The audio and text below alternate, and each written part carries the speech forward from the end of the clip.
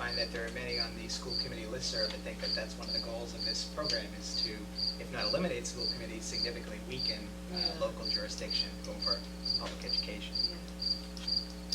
I'm sorry, I took you off track. Well, I also think that built into this is having a discussion about what does the future of teaching force look like? Who will be the providers of that teaching force? Will the state colleges and universities have the capacity to not only educate in their schools of education? There's a lot of question about that now. And if you track the number of students in higher education who are pursuing undergraduate degrees and programs that include certification for education, you see a dramatic fall off in that. And so the question then is, I'm not, again, talking specifically in North Reading, it may not be one community versus another in terms of competitive finances. It may be that the overall number of young people seeing teaching and education as a long-term career may not be there. And so the State Board of Education and the governor are simply raising this as a long-term question. What should we be doing as a state to continue to attract people into the education business? And then subsets, certain areas are even more challenging and difficult to fill. Math, science, world language, special education, these are fields that it isn't a question of how much money can we offer, but is it an attractive field for someone to pursue an undergraduate degree and then ultimately teach in school, in public school? I think that's what's being raised in this readiness report.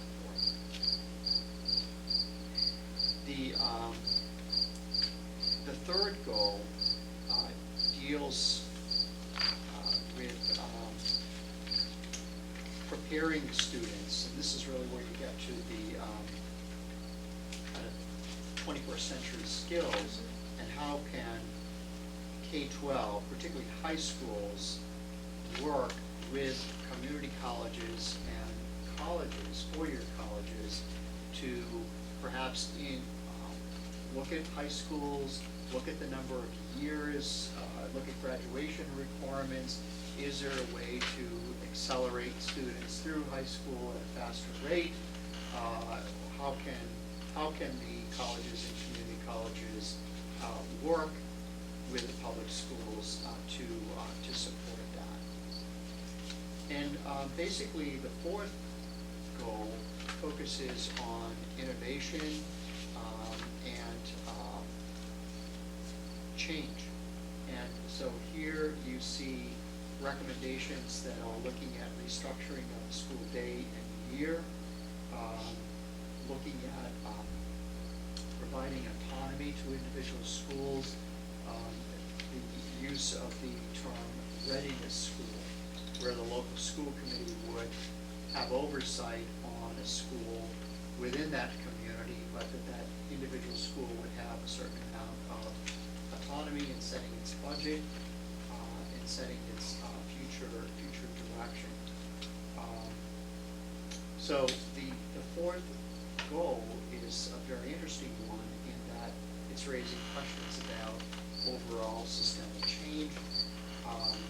There is discussion about looking at models in other states where school district consolidation, particularly in Maine as an example. There is an upcoming conference actually on this whole particular focus coming up in the next couple of weeks that I intend to attend because the state will be bringing in people from other states to look at what has happened in those other states and what can we learn about them. So this is really just the beginning, I think, and these goals are not standards that are being set at this point. I think school committees, superintendents, teachers' unions, and citizens are going to have to engage in some pretty good discussion about where the future of public schools are going. I went to two forums on the 21st century skills, and both times there was a lot of praise for the concept of, the community college experience 2 years after high school being offered to all students. The district being, from grade K to 14 almost, because 2/3 of the employment field is going to require some kind of post-secondary. But one of the big critics of that section had to do with the lack of tie-in to vocational education, which was very interesting when I heard reports from two different groups, because the vocational school we think of as a trade. You can be a plumber or an electrician, but actually they have the capability of equipping and teaching in the life science field, which is in the technology field. So they were looking for more support for the vocational schools within that goal, the 21st century skills, which made a lot of sense. And I think it's interesting that I think there's a lot of great ideas in here. I have a couple of concerns. One is I wish they would fund the basics of what we're doing now before they start moving on to a lot of new programs. And the second thing I found interesting was I get troubled when it seems like we try to push 100% of our kids to go to college, which I read through this, and that's what I read. And then the statistic they use to show that why we need to be, adding that 2 years of community college or junior college is that of the Commonwealth's current 92,000 job vacancies, 46% require an associate degree or better. Well, to me, that says 54% don't. Now, I'm not saying we shouldn't encourage our kids to go to college, but I think, in line with what Mrs. Ivanka said, I think that the vocational schools can play a really big role in preparing our kids for important jobs, whether it be an electrician or a carpenter or life sciences or a plumber. And it's almost like I read through this and we're discouraging kids from going that route. And maybe I'm reading something into the program that's not there, but I see this push for college, college, college. And yes, if that's the way our kids are made up and they're going to go to college, that's great. But I also think there's a big need for other skills that the vocational schools and other schools can teach. We've talked about that a lot in the Right. past couple of years.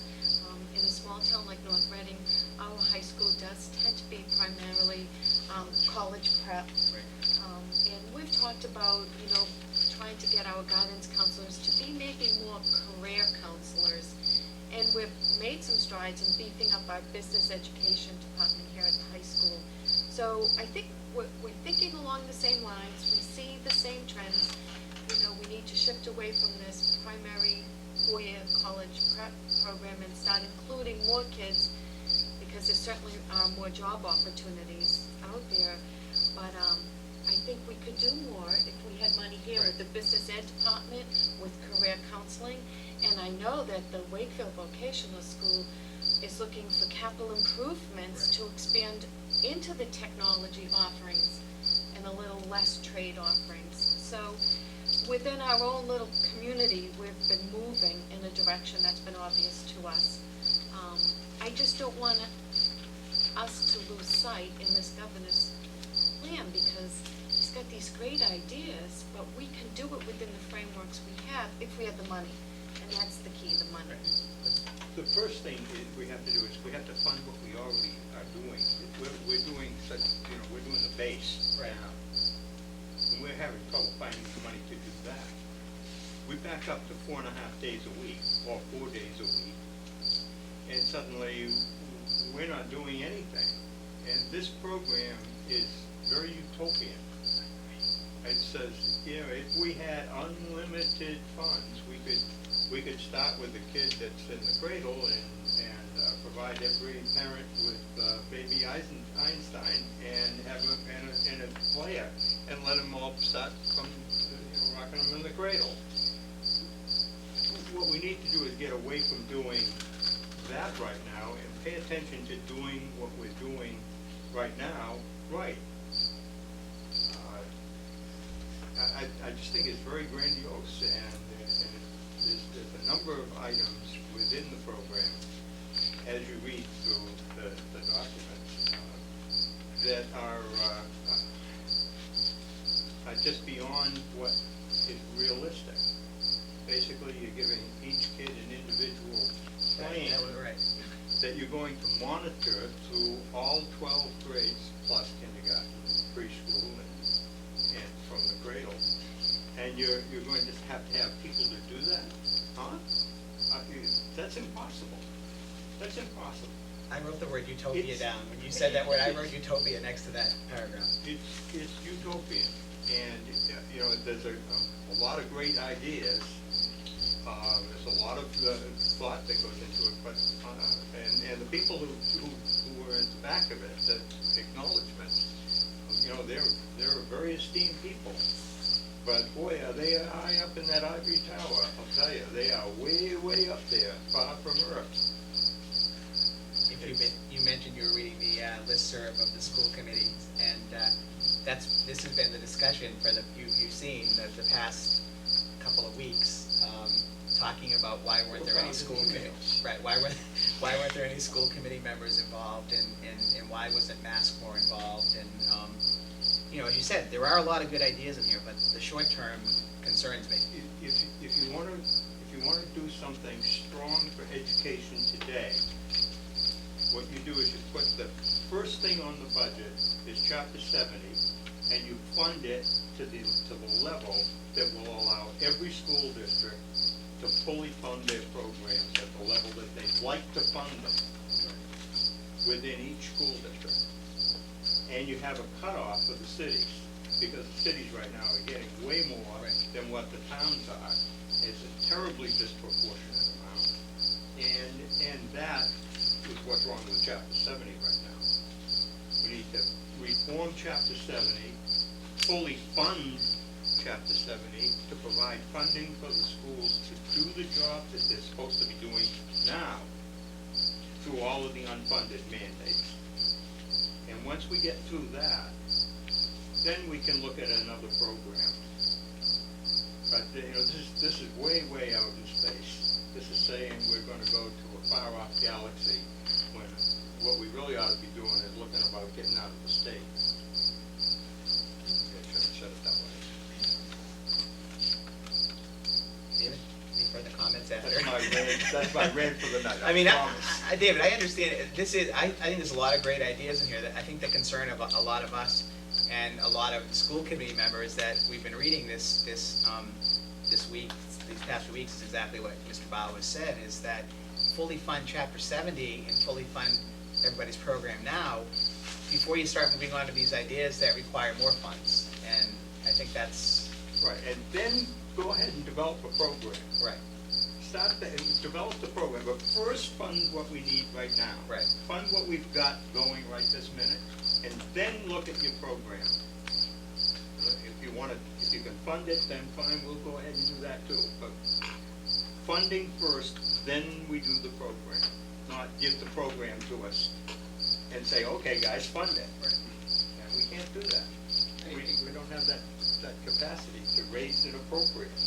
I guess the comment, if you look at the list of people, and again, there are no one from the school committee, and There's very one. few, It was one One. out of like Andover 300 School people. Committee. Right. and very few superintendents actually. Correct. part of this too. So, but if you look at page 2, there's a little graphic here. What it's worth. No, there's no money. There's no money discussions at this point. I think what. It's on page 3. Yeah. Well, take a look at page 2.